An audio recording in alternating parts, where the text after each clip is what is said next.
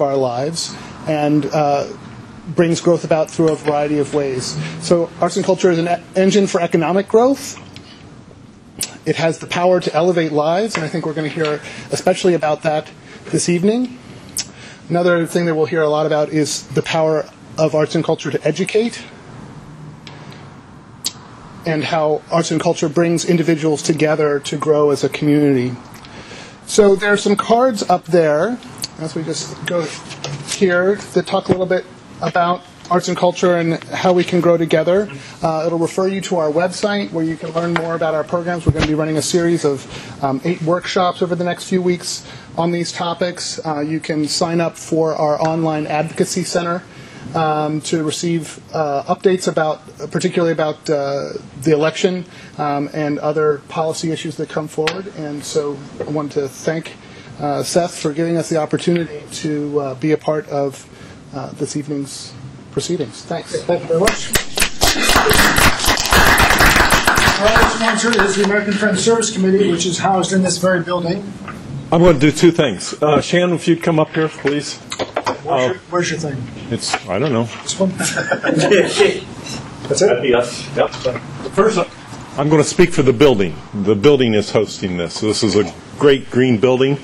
About 4 years ago, we put together a strategy on what we were going to do with this building, all the way from insulation. We drilled thermal wells here that are deeper, 6 of them that are deeper than the Empire State Building. We put a green roof on. We buy extra energy from renewable source. We put all kinds of lighting in. One example was just rainwater.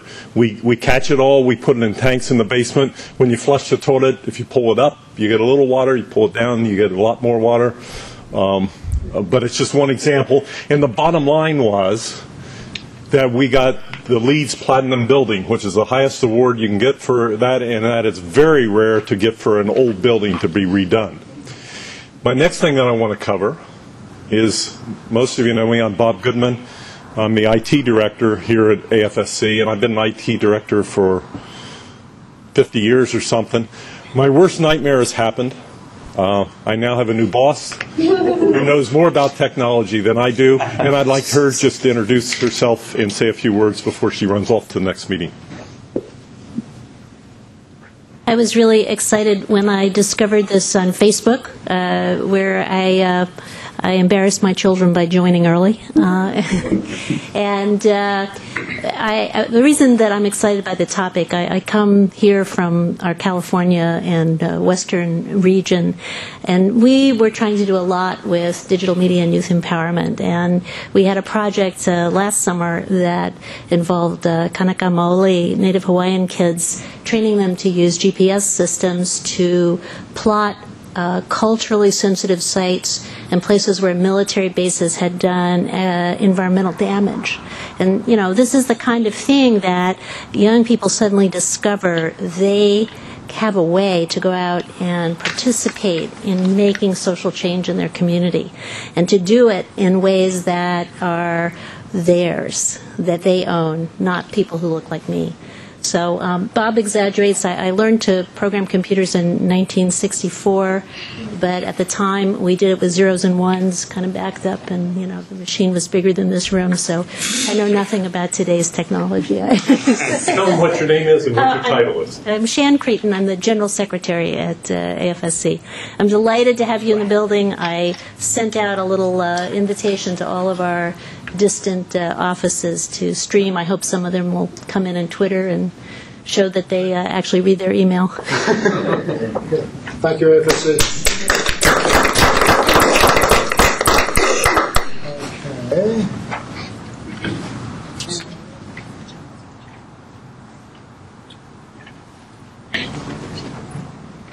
Okay, so the last thing I'm going to talk about is just some housekeeping very quickly. The bathrooms are out the door right past the elevators. There's food here, so the Cultural Alliance has bought us food, so please eat it and make sure that we don't have anything left over.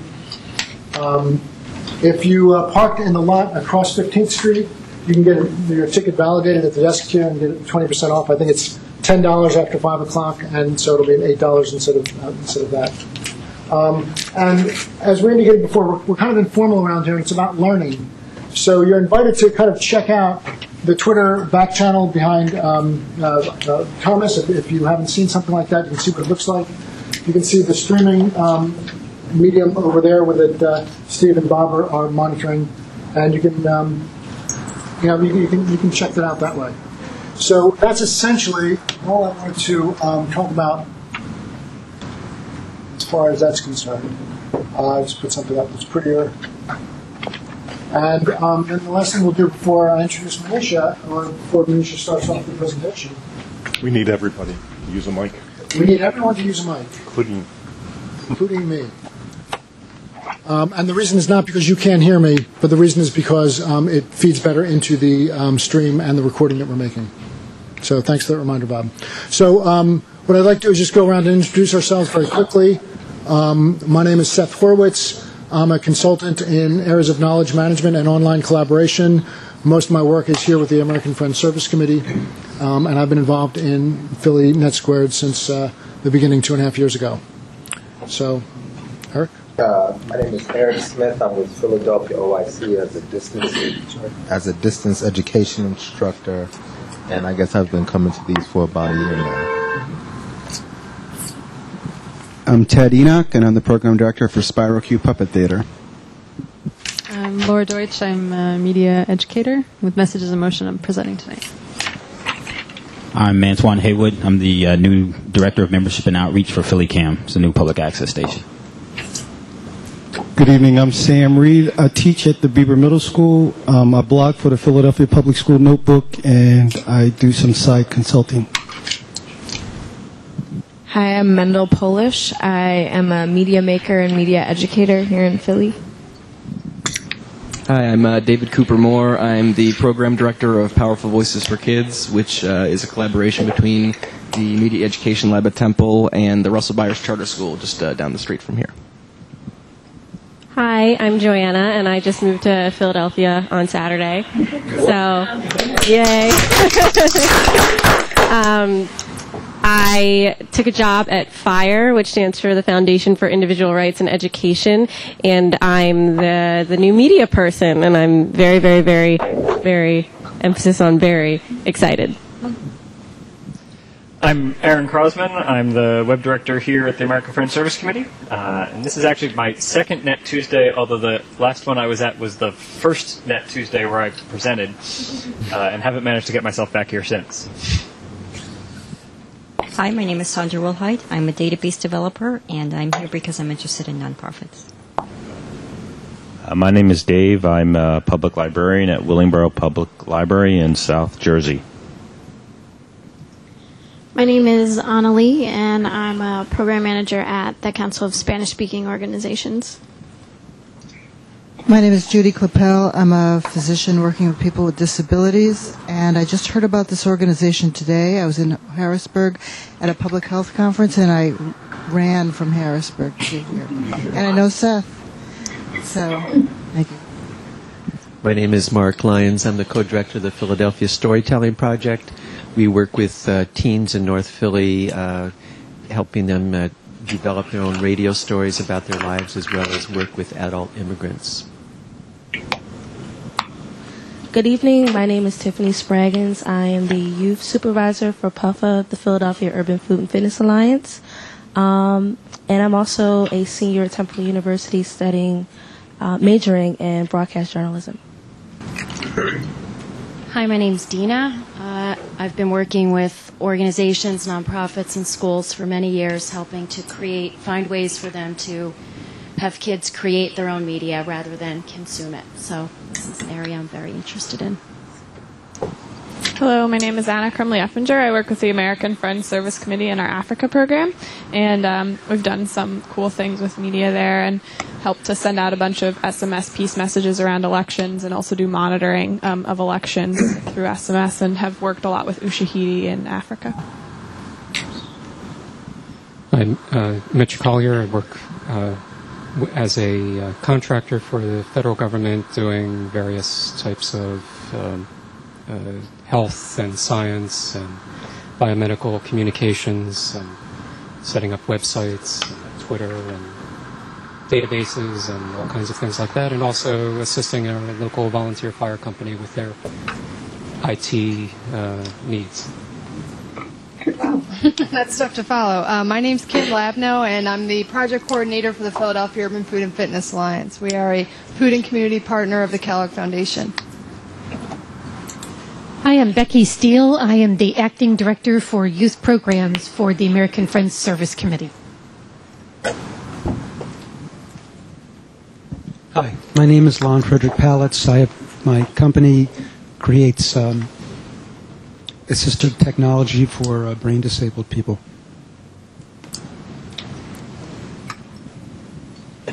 Hi, everyone. My name is Manisha Sane. I'm the Associate Director for Art Education at the Philadelphia Mural Arts Program, and you'll be hearing more from me in just a minute. As I said, I'm Thomas Taylor from the Greater Philadelphia Cultural Alliance. I'm our IT Director. Hi, I'm Dan Garblick. I'm currently starting a site called Longtail Grants, which will be a crowdfunding website that allows high school and college students to raise money for these socially beneficial projects so they can have another incentive. Let's see if I can get me on here. It's hard to do two things at once, right? Anyway, I'm Steve Lubetkin.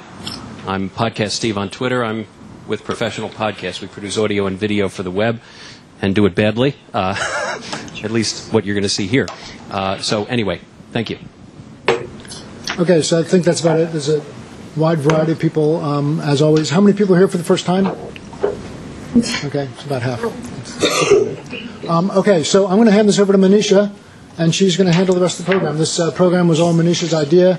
It's originally scheduled for August until she crushed her ankle, and it was postponed. But now we're back on it. Okay. Okay, so welcome again, everybody. Again, my name is Manisha Sane.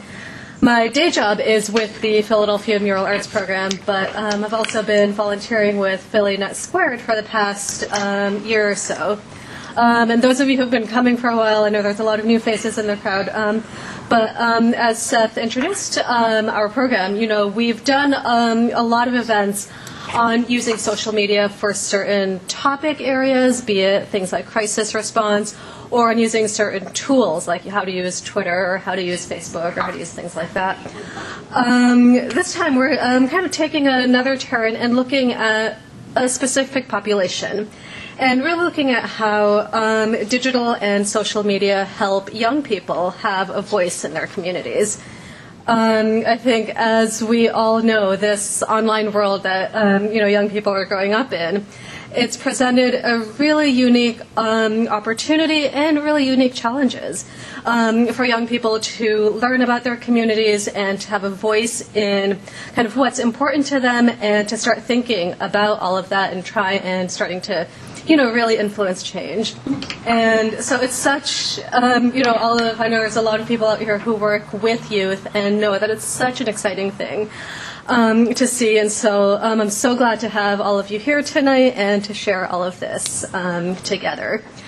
So in that light, we have three really amazing people to share their work with us today. Just to give you kind of an overview of what the rest of the evening is going to look like, I'm going to introduce them. They're going to give a quick overview of their work to the whole group. So each of them is going to speak for a few minutes. We'll take a quick break because there's always, bathroom and other needs like that. And then when we come back in together, the three stations that you see that have computers on them, each one of them is going to be at one of those three stations. And so we'll have two small breakout groups where you can get to spend a little bit more time getting to know the presenters, hearing, just having a little bit more of an intimate conversation and getting to ask some questions and all of that sort of stuff. So I'm going to introduce the three speakers. They're going to talk for a few minutes.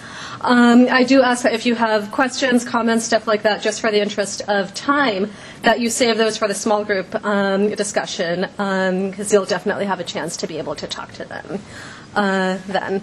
So I'm going to introduce all three of you, and then you guys can come right up, and I will introduce the three of you. Have each of you, like I said, speak for a few minutes. We'll take a quick break, and then we'll break out into small groups. So our first speaker, I'm going to introduce all three of you and then just hand it off to the three of you, is David Cooper Moore, who works at Temple University's Media Education Lab, and is going to talk about the Powerful Voices for Kids program. The mission of Powerful Voices for Kids is to strengthen children's abilities to think for themselves, communicate effectively using language and technology tools, and to use their powerful voices to contribute to the quality of life in their families, their schools, their communities, and the world. Next up, we'll have Laura Deutsch, who's the founder of Messages in Motion. And Messages in Motion offers youth participants the opportunity to produce short video postcards that communicate the personal and social messages about their diverse life experiences. So this is an actual van that travels around the city and creating stories to inspire, create, and provoke participants from different communities to learn about one another. And then finally, Sam Reed, who is the founder of SRII Consulting and blogger for the Philadelphia Public School Notebook. And he provides support to schools and youth-serving organizations around media literacy and art education integration. So I'm going to turn it over, start off with David. You guys can actually stay where you are, that we have access to the mouse and keyboard and all of that. And anything that you want to display will pop up. All right. Does this work? Oh, it does. Hi, I'm David Cooper Moore. As I said, I'm the program director of Powerful Voices for Kids. And in the interest of me being able to click through embarrassingly to my PowerPoint, can everybody hold? I'm a film graduate student, so if everybody could hold up their cards, because there's a great question on here, which is the last movie you saw in the theater. And just in the, since I'm up here and I can do this to people, I need to see everybody's card. Nanny McPhee. What the bleep? Is that what the bleep do we know? Or is it? Yeah. Okay. Cool. Not a whole lot of social networks. I would have figured this would be a social network crowd. Despicable Me. There we go. Yeah. Well, know your audience. Let's see here. Here we go. Let's see if I can slideshow from the beginning. Okay. So as I said, Powerful Voices for Kids is a collaboration between the Temple University and the Russell Byers Charter School, which is at 19th and Arch. And as Manisha just shared with us, this is our mission. It's the ability to strengthen children's abilities to think for themselves, communicate effectively using language and technology, and use their voices to contribute to the quality of their lives in their families, schools, communities, and the world. So there's a couple of things I should probably describe before I get into our specific curriculum design process, since that's what I mostly do, aside from running the program in the summertime, is also through the year I'm developing curriculum that we're going to attempt to publish and then export as a model, first in Philadelphia, and then regionally, and then hopefully take over the world. That's a couple of years for that. But first, I'd like to just describe what we mean when we say digital and media literacy. This sort of encompasses four major learning components. One is using tools and technology well. Creativity and expression is very important to us, as is teamwork and problem solving. And critical analysis, reflection, and ethics. So we see digital and media literacy as the combination of these four facets. So it's not just about understanding technology, although that's a major aspect of it. It's not just about children's self-expression. It's not just about collaboration, and it's not just about critical analysis. But the combination of all four of those things really makes up what we talk about when we mean that. And another way of putting this is actually sort of like our curriculum model. Access involves actually being able to access information. We talk a lot about having access to information, but a lot of times we don't necessarily focus as much on the next step, which is actually being able to access the information we have access to. And we're dealing with this with kids as young as 5 years old, thinking about ways to teach good access to good resources. When they have the resources to do so, they have to know how to find the stuff. Analysis and evaluation, understanding messages and being able to evaluate. Obviously, creation is a major component, and we do a lot of creative composition. Reflection, thinking about social responsibility. And then community action. One of the really nice things about the Byers Charter School is that they use an EL model, which is expeditionary learning. This comes from anybody know the Outward Bound program? It's the sort of go forth into the world and, explore. Well, they sort of bring that model into the classroom. And this is a really nice complement to what we're doing, because one thing we really want to do is have these kids use media literacy skills to actually go out and affect social change. There's a few components of the program I'll quickly go through. The major one is the summer program for children. It's a 1-month program during which we get instructors that usually come from the undergraduate and graduate population at Temple. At least so far they have. They come in for a month, and we do a variety of media literacy lessons with a group of children from 5 to 15, I think was our oldest group of students this year. Also, along with that, we have a staff development program that Sam Reed has participated in, and several educators from around the region and the country. We have an in-school mentoring program. We have one technology coordinator and integrationist who goes into the school full-time. You can see him right there on the left. It's my colleague John Landis. Not that John Landis. He works full-time on the staff to do technology integration at the school, which involves improving the resources on the school. They're moving to a 1-to-1 laptop ratio in the next 2 years. And also teaching media literacy as a cultural arts teacher throughout the year. So he kind of pulls the thread along after this 1-month intensive program that we offer for Russell Byers students in July. And he continues that learning through the year. We have curriculum development. This is what I'm working on now. What you're looking at is a collaborative wiki space that our instructors use this summer to create lessons and share their lessons and build on each other's lessons. It's a sort of a social process. So we don't just write our lessons and do them in our classroom. We have a very open, sort of an open source curriculum development process. And we have video documentation and research. We had a full-time videographer this summer, so we're developing some really interesting teaching tools and sort of case studies in media literacy learning in this kind of environment.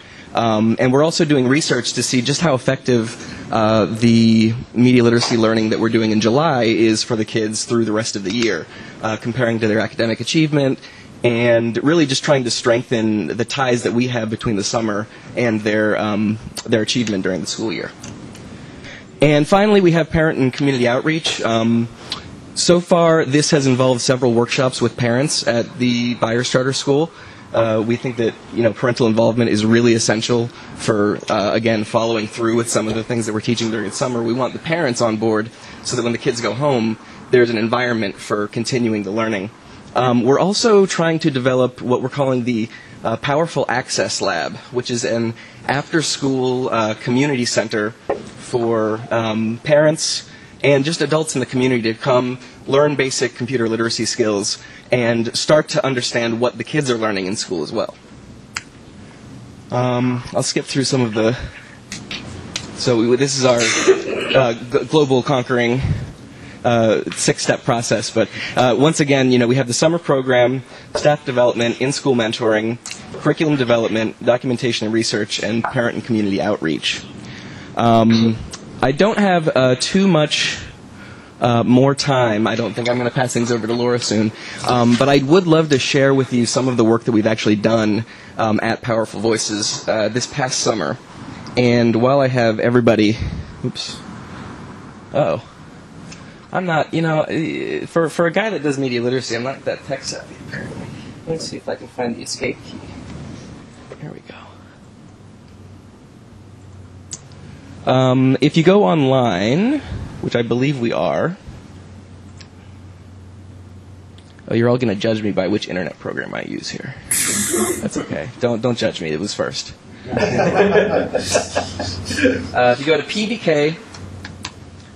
pbk2010.wikispaces.com, you'll see an overview of all of our instructors and their work. I'd like to highlight John Landis, who is the technology coordinator, also taught a sort of an enrichment program in the mornings this summer about video game development for social activism and social engagement. And they took on the subject of flash mobs in Philadelphia, which I know has been a major local story. This is social media and cell phones being used to assemble large groups of teenagers in public spaces, sometimes for totally benign reasons and sometimes leading to vandalism. So the kids used a program called Scratch. Whoa, cool. That's a feature of the keyboard. Okay. That's what's called. I like it. I like it a lot. I can't do anything here, but okay. So basically, kids went through a program called Scratch, and this series of lessons that they learned and this production activity they did over the course of 1 month was really all about decision making and creating choices, and choices being an integral part of authorship. The kids were making really interesting choices. Like right here, we have our first choice to either play the game as a police officer or as a student. If we choose, oops, there we go, James. We see attention.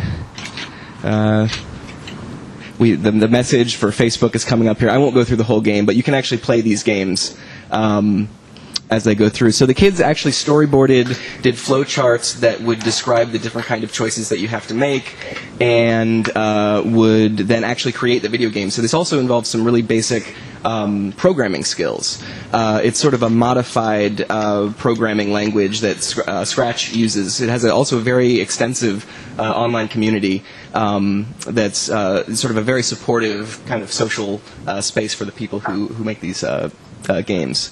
So I'm going to cut that off there. So anyway, so here we can use deadly force or don't use deadly force. And the real interesting thing about this is the kids are actually working with probability here. So when you click these buttons, things will happen somewhat randomly based on probability. So let's say we use deadly force. Okay, there's a 100% chance that Officer James will get fired for using too much deadly force. What a shame, you loser. So should not have done that. But it was interesting to really think through some of these things with the kids conceptually and then try to sort of put that into action. And these kids are in 4th and 5th grade, so they are 10 and maybe 11 years old. So we thought we were really proud of this project. And if you'd like to see some more examples, they're right here, pvk2010.wikispaces.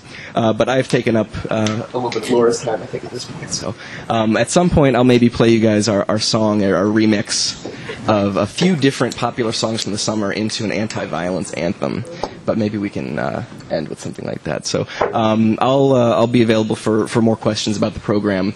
And I'd love to talk to you about some of it, because one thing that we're really interested in doing is building a lot of great partnerships with some local Philadelphia institutions. I would have loved to have done something with this amazing building. Last year as an instructor, we did an entire unit on green roofs. And we did not come to this building. I just can't believe this. But so thank you very much, and I will be available for more questions a little bit later.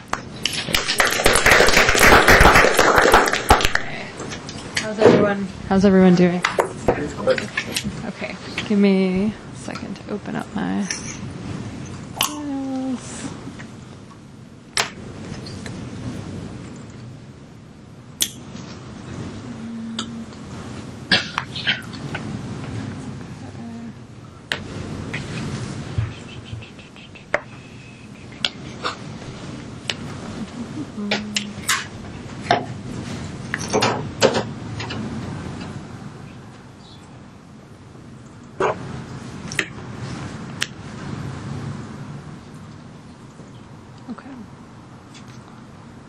Okay, great. So this is a project I started last summer. It kind of came out of I was a graduate student at Temple in the MFA department. So part of kind of the research and the time and the sort of seed money for this really came out of kind of my last year in that program.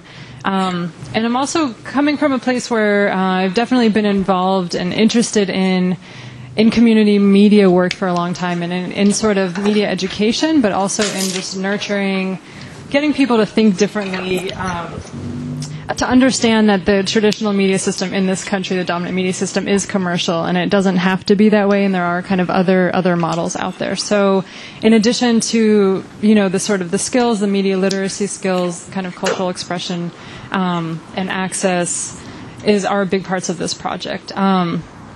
And part of this also came from my frustration working with a lot of different groups on these larger projects, that oftentimes groups want to make a documentary with community folks or with youth, and they're really long projects that kind of like suck the life out of you, because it's hard. Everyone thinks making movies is like, we want to make a movie, great. But it's like by the time, you get 6 months later and you're editing, it's like, forget it, this steam, the excitement kind of gets pulled away. No. Okay.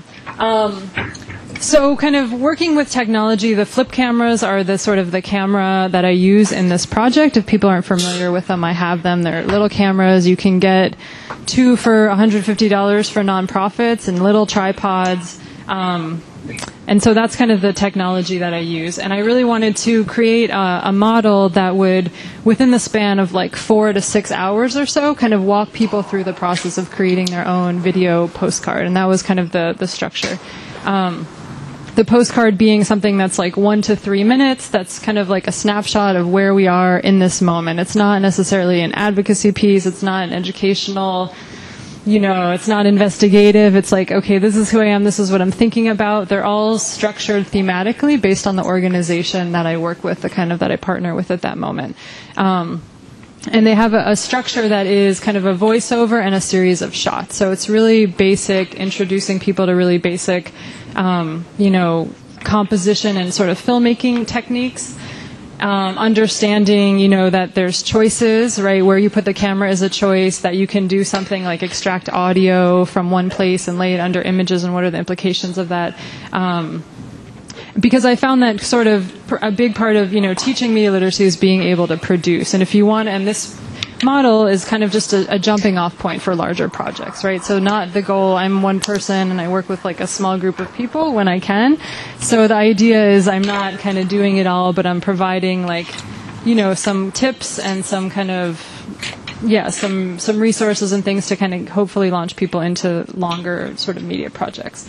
So I wanted to kind of create this model that, like Manisha mentioned, I have the van, and the van sort of can serve as kind of an alternative workspace, and it is also set up as kind of a viewing space. So the idea is that production can happen, the editing can happen together, things can go online, things can be shown at the van, and it's sort of like its own sort of contained system in a way. And that when then I go to different places around town, I am showing the videos from the last place, and that's kind of inspiring youth, not from like abstract people, but like, hey, these are people down the street that did this last week. Now this is what you're going to do. So they kind of see where they're going in that process, and exposing people to like, I've worked with Dave at Powerful Voices, and being able to be like, look, this is what these middle school kids are doing. Hey, look, this is what these different groups are doing, and connecting that way. So there's kind of also a web presence for this project that is kind of a map that I'll show a link to in a second. So the website is one place where people see them. I don't really think it's the primary place. They go on public access TV. They stay with different groups. I think they get used in different ways, but it's really more of almost of an internal teaching tool than, something that like necessarily has a really big afterlife. It's just that first step to give people confidence with the technology to move on to something else. Okay, so I think this is escape. Okay. Hopefully this will. What's that?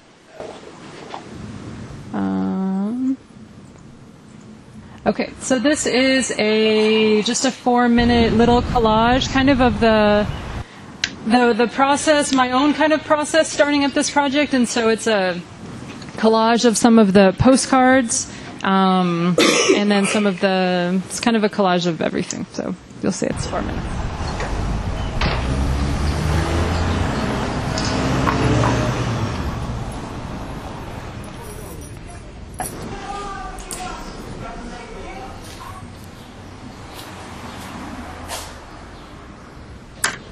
Hello, my name is Joel, and this is who I am.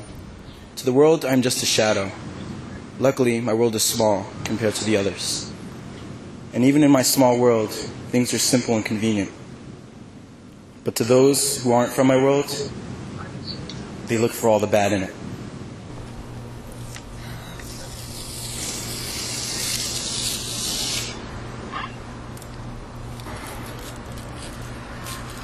So look, people, I don't think that the community is a bad place. Oh. I know. It's up to us to make a change. So that's why we need to let our voices be heard so people can understand where we're coming from. Yep.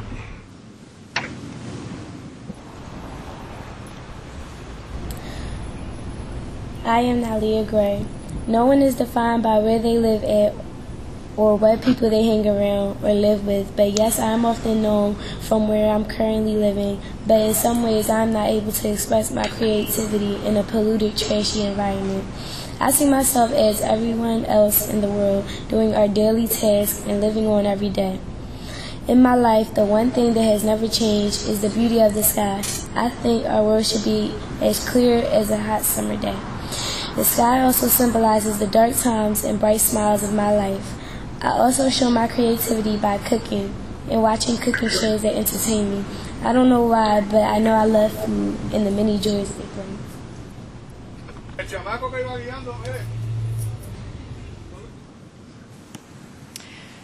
Messages in Motion is an open framework dedicated to networking people and communities through documentary practice.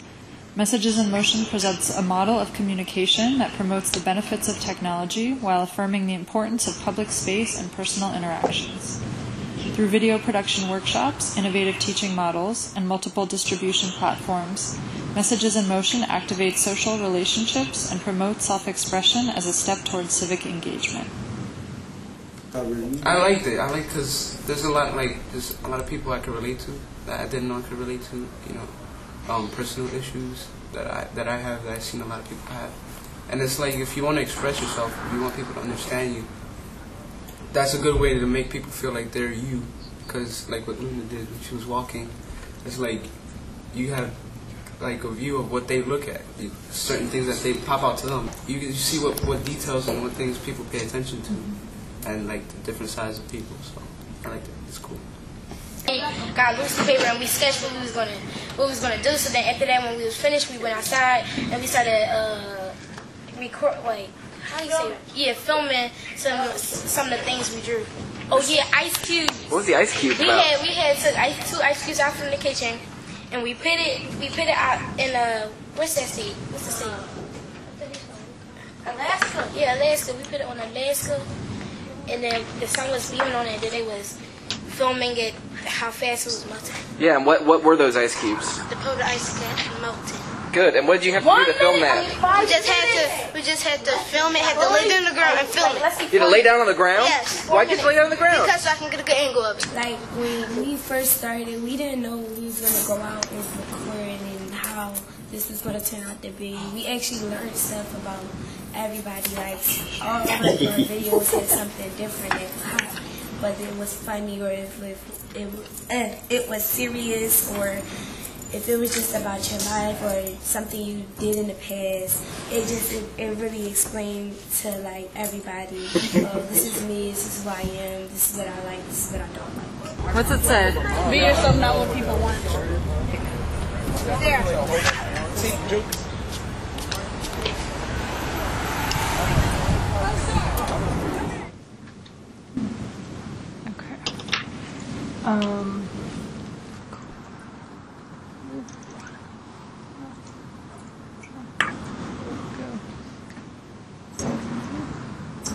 Okay. So the sort of general kind of outline of the process quickly is, identifying. It's really important for me to be strategic, kind of with groups that I work with that are going to have kind of a presence and a plan kind of after I'm gone. And also that can really be the support to do the work around media literacy or to do the education work around whatever issue kind of we're tackling in that moment. So there's sort of a session where some of the previous postcards and other short works get screened. We talk about them. There's a really short, writing exercise we do that generates the voiceover. We do an activity, kind of a scavenger hunt activity where they learn about the camera and then they sort of storyboard.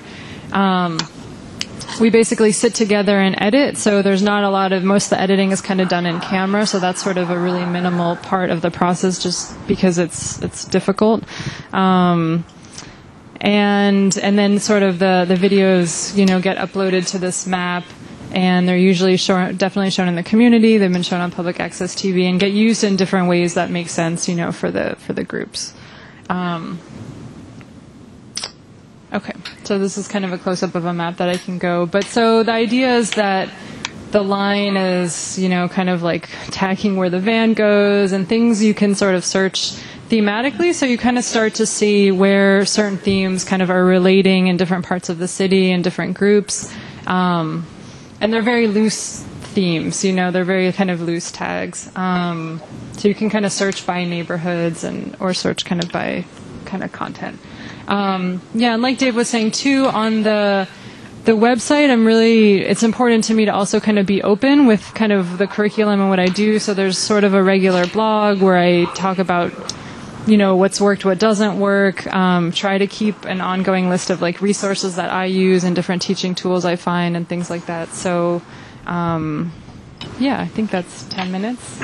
And we'll see you in the small groups if people have questions. Look forward to talking with you.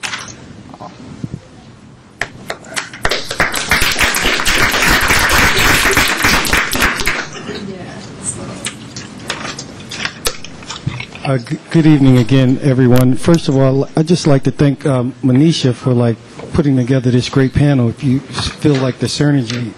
And then I feel honored because I've worked with both of these people, and Laura's even been into my crazy classroom. So it's really exciting. So let me get my bearings together here. Oops.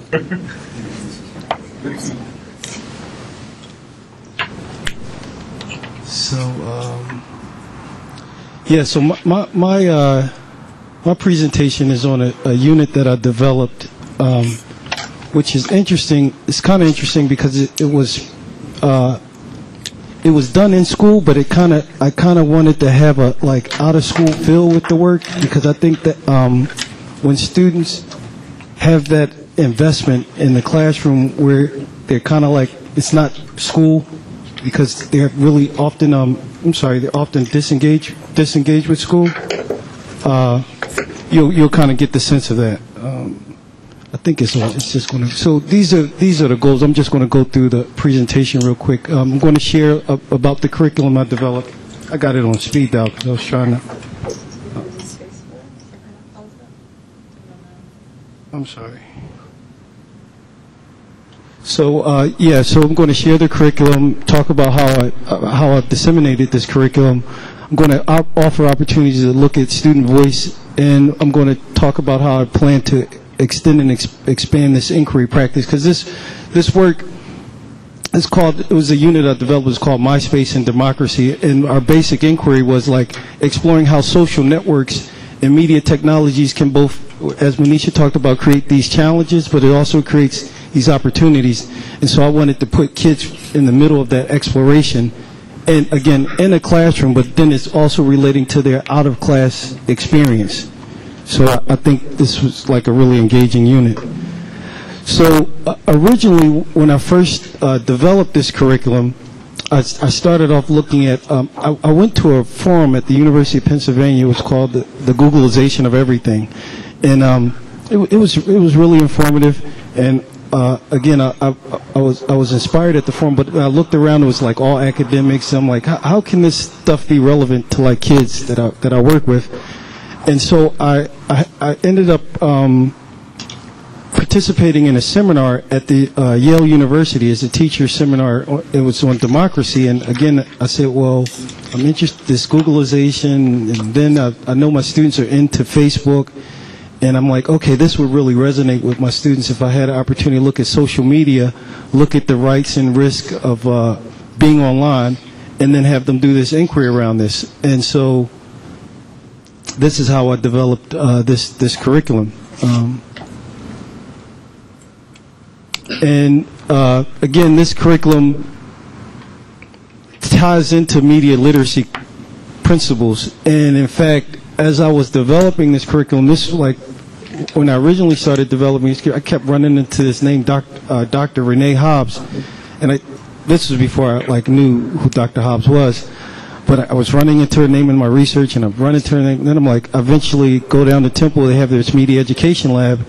And I share with her my intentions of my work and the unit that I'm developing. She's like, wow, this is what teachers should be doing. And she just validated my work and validated what I was doing with my students. And she's like, I mean, I have graduate students studying about this kind of thing, and you're actually putting it in the classroom, putting it in practice. So that was really exciting. And so we looked at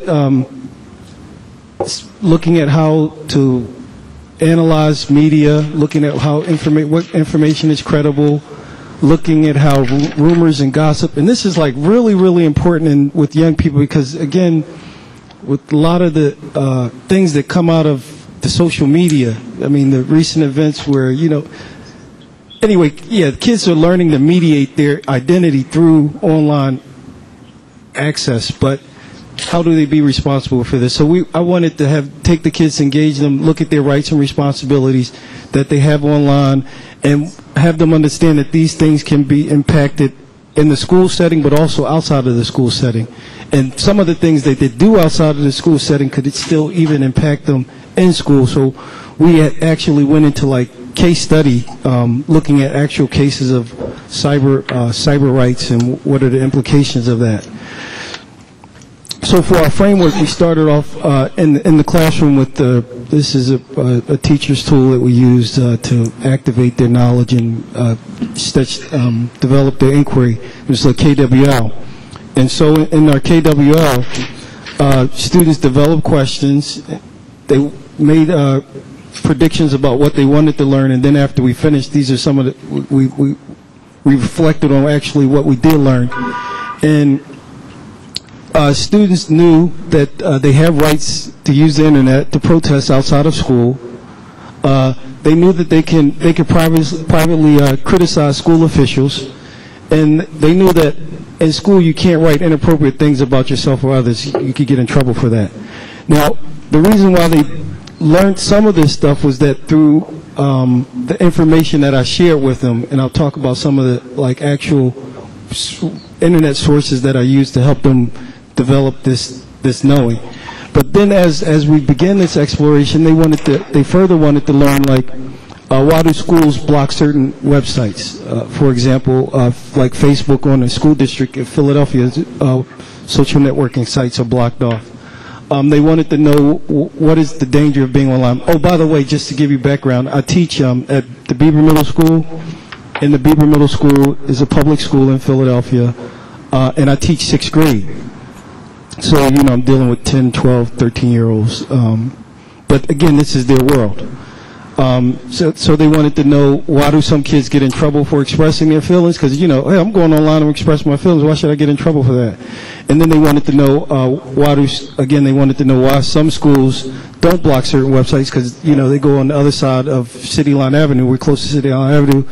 And, you hear about things going on in Lower Merion, and they're like, oh, well, why is it that they have, blah, blah, blah, and why don't we have, why do we have laptops, and why don't they have all these, so they, having those inquiries, those important questions. And then those were some of the things that we ended up realizing that what the court's rulings were, that some people have been suspended for off-campus activities that disrupt the education on campus. They learned that they can express themselves online, and they've also learned that kids are trying out their identities online. Again, through some of the resources that I share with them. And that they found out that some young people have harmed others through cyberbullying, and some have even committed suicide. And that was like, it's still going on today. Now, this was one of the resources that I used that found quite useful, the First Amendment website. And they have K-12 resources that are used. In addition to that, they have actual cyber cases that are like summary cases that are shared with the students, so that they understand what rights and what are the implications of doing things on campus, off campus, and the like. And so we spent time reviewing that so that they have that background knowledge, which was important.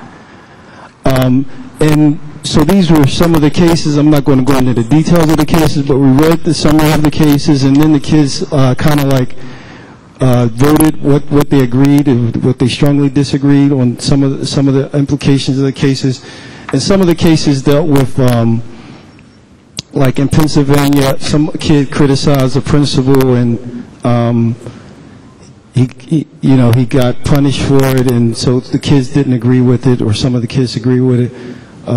So again, we went through these different cases, and we even we have we had 3 corners. In some instances, like if you strongly agree, go to this side of the room. If you're in the middle, go in the middle of the room, and if you strongly disagree, go over there. And then we kind of discuss it, talk it out, and so that was a great endeavor.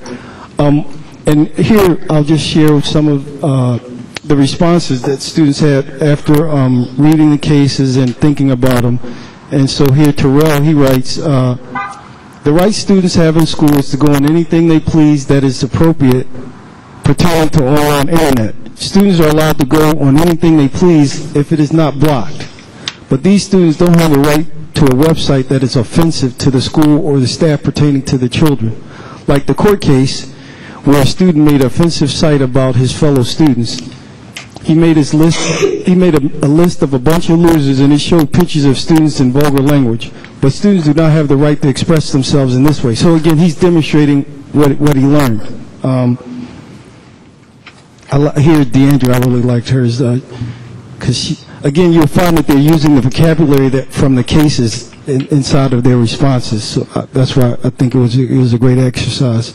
Here she says, students have the right to be on the computer. I'm sorry.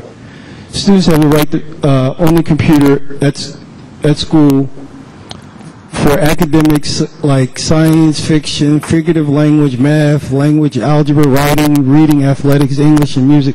So she wants to show you she's a real student. And this is true because the court said that students on campus is allowed on the site that does not criticize, lampoon, or criticize students. She loved that word lampoon because we learned that in the case. Principal and teachers. The right students have off campus on the internet is unlimited, but most sites need your age to become a member as long as you're not on campus. But if you are lampooned or criticized, or if you're on a lampooned or criticizing site, you might get in trouble. Again, she really loved that word, lampooned.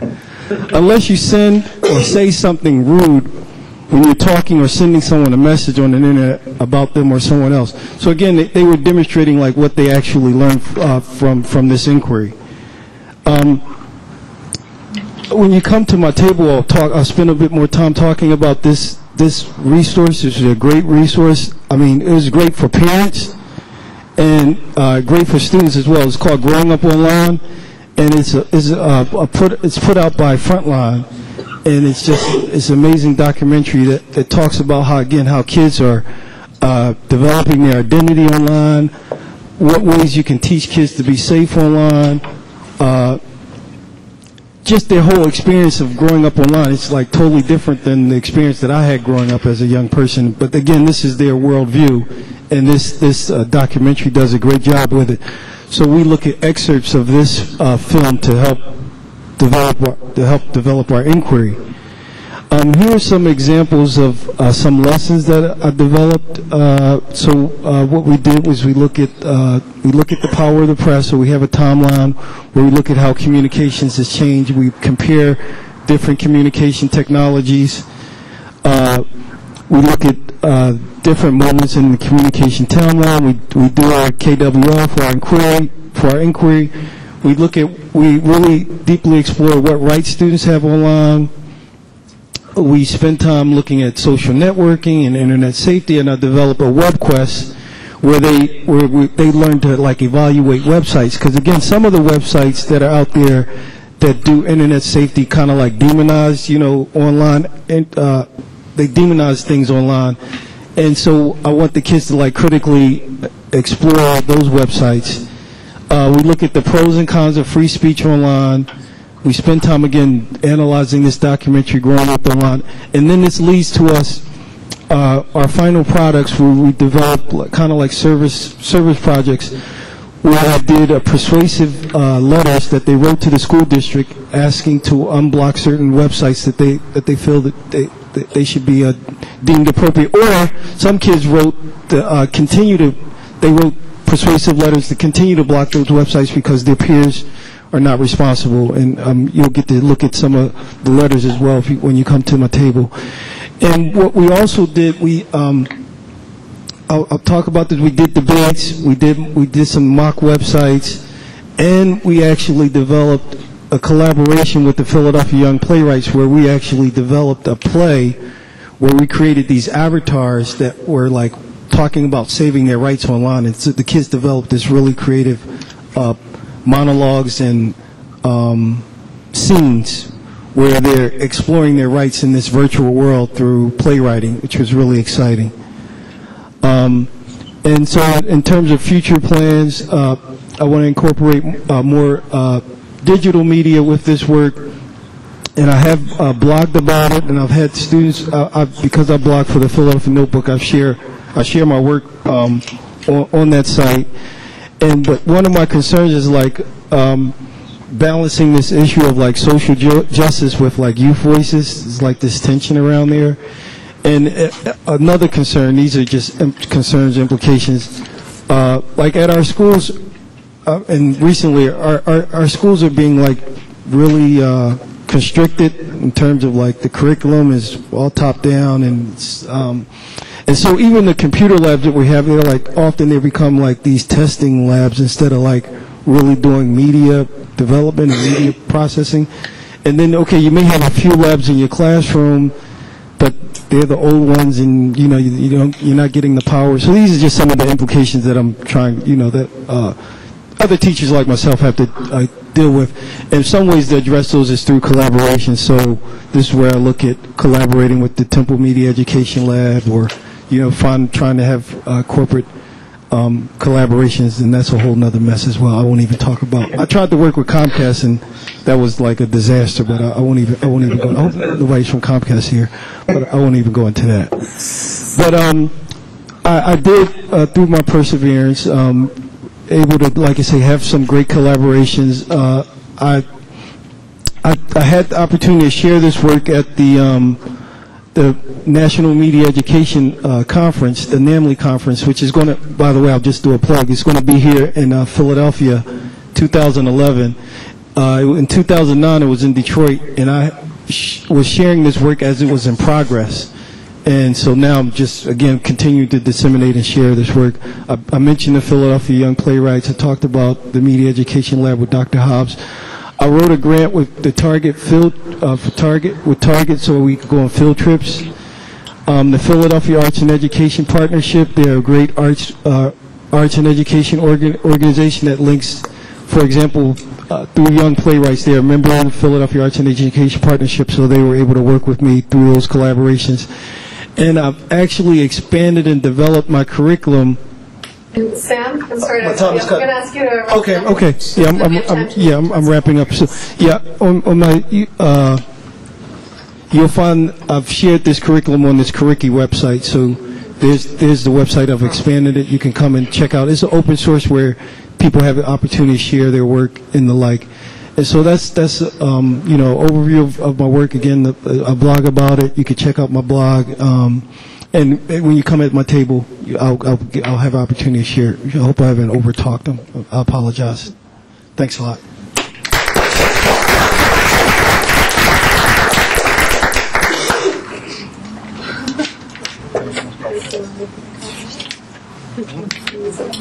So we got some really, really great stories and presentations, and we're about to break out into small groups. We're going to give you all about a 10-minute break in case you need to run into your cars or go to the bathroom or whatever the case may be.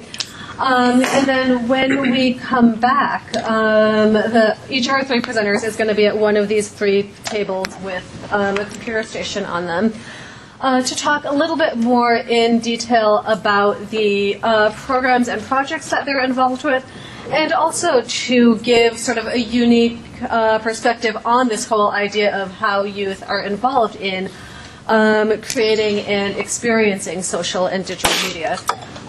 So just so you know, when we come back, if you're thinking about, what table you might want to visit, David's going to be talking, really looking specifically at that curriculum and pedagogical approach of thinking about, how are these lessons actually created and how are you actually reaching out to young people.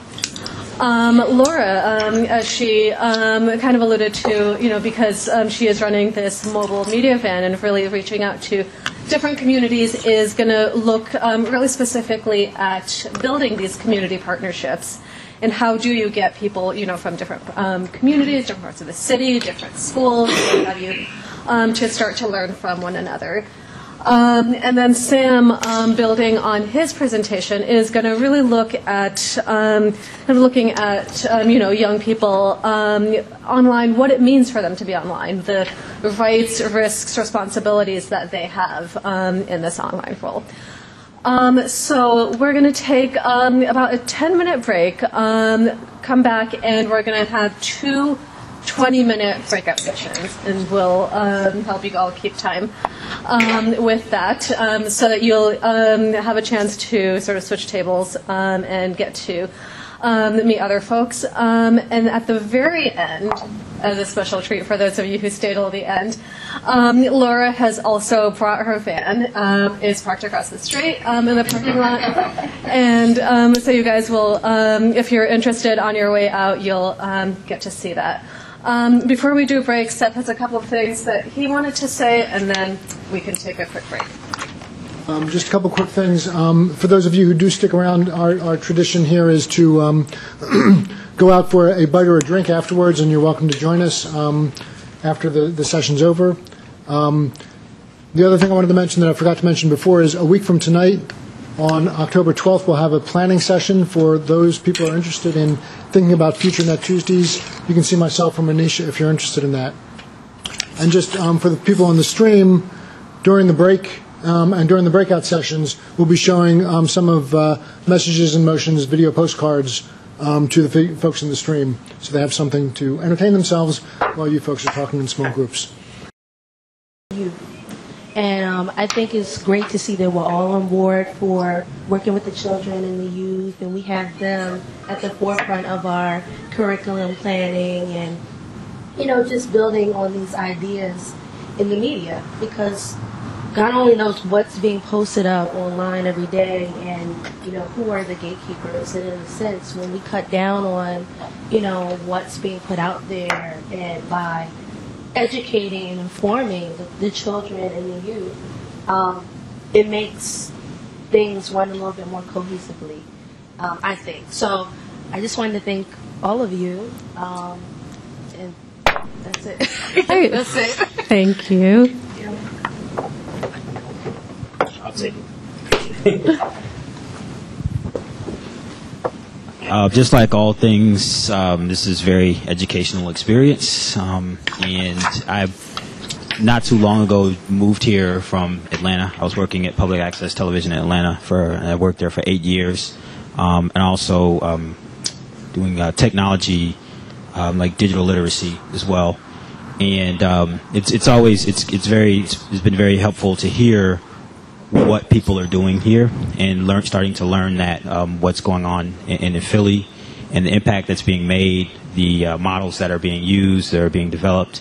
Got some great resources and activity ideas, different websites to check out from Laurel there. So I'm very appreciative of the information that we have, and it's refreshing. So I'm like, okay, cool. not too far off. There's a lot of things that are very familiar that people are talking about, and it's helpful for me as I'm working on developing, helping PhillyCam build up what their youth program is going to be like and what kind of other access, we're going to provide to the community, how we can fit in and play a role. So thank you. Great.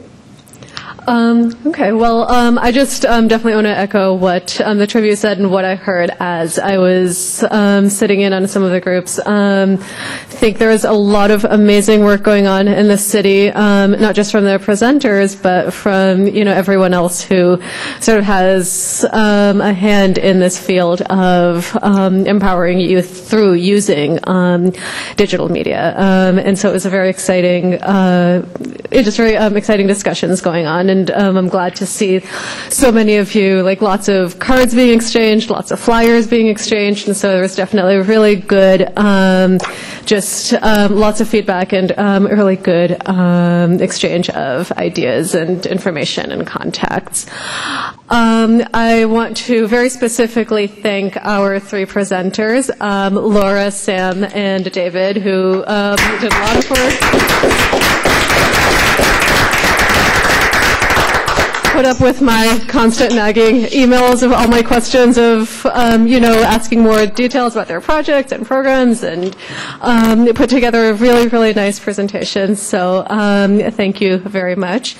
Thanks to Manisha for putting this all together.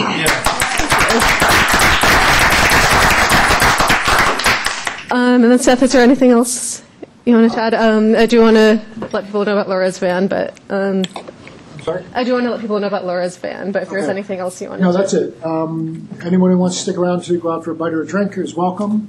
Laura's van you'll talk about, and we'll just, break down the room, and please eat and then take some food or something. Yeah, so definitely have a snack, and then, as promised, Laura does have her van parked in the parking lot across the street, and so on your way out, said if you, like Seth said, if you want to come out and have a drink, you're definitely welcome to, but you can also stop by in the parking lot and get to see the van that she's been talking about. So thank you.